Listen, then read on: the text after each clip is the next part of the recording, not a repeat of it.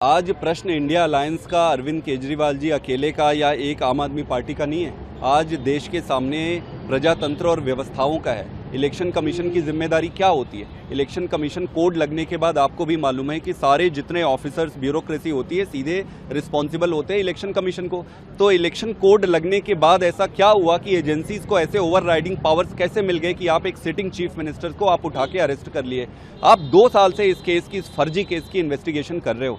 2 साल से, 2 साल से नेता जो है जेल में आप डाल रखे हो। आपको एक रत्ती भर भी सबूत नहीं मिला। अब जब चुनाव आया है, तो इनका एक ही मकसद था कि केजरीवाल को कैसे चुनाव से अलग रखा जाए, और उन्होंने यही किया है।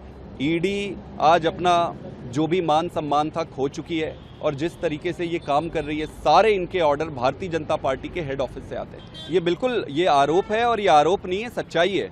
आप देखेंगे कि पिछले 14-15 ऐसे केसेस आप देख सकते हैं जहां पर इन्होंने ईडी के रेड कराए और पॉलिटिकल यूज करने के लिए अपने में शामिल करा लिए, या फिर उनको जेल में डाल दिए।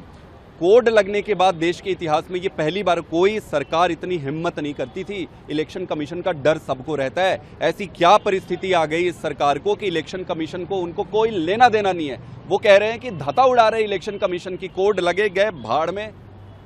कोड का क्या होता है? भारतीय जनता पार्टी कह रही है भारत के इतिहास में कभी नहीं हुआ है। हम आज इलेक्शन कमीशन से मिलके उनके दायित्वों का उनसे निवेदन किया कि आप अपनी ताकत पहचानिए, आपकी जिम्मेदारी बनती है, देश आपसे प्रश्न पूछेगा।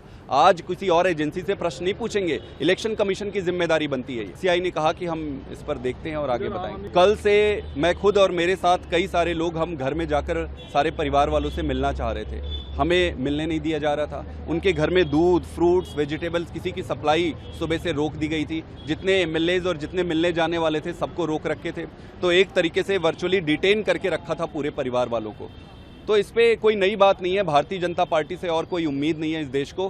प्रश्न आज भारतीय जनता पार्टी को तो पूरी देश जानती है, प्रश्न आज इलेक्शन कमीशन के ऊपर खड़ा हो रहा है कि कोड लगने के बाद ये सारी गुंडागर्दी चल रही है, आप कहां खड़े हो? इंडिया अलायंस में सभी राजनीतिक दलों का मैं बहुत धन्यवाद करता हूं। इतने शॉर्ट नोटिस में वो अपने अपने स्टेट से यहां आए, और कल से ही जिस तरीके से इन्होंने सपोर्ट किया है वो बहुत बड़ी बात है। मैं उसका पूरे दिल की गहराई से धन्यवाद करना चाहता हूं। लेकिन मैं आपको बता दूं कि ये प्रश्न सिर्फ अरविंद केजरीवाल का नहीं है, ये प्रश्न आम आदमी पार्टी का नहीं है।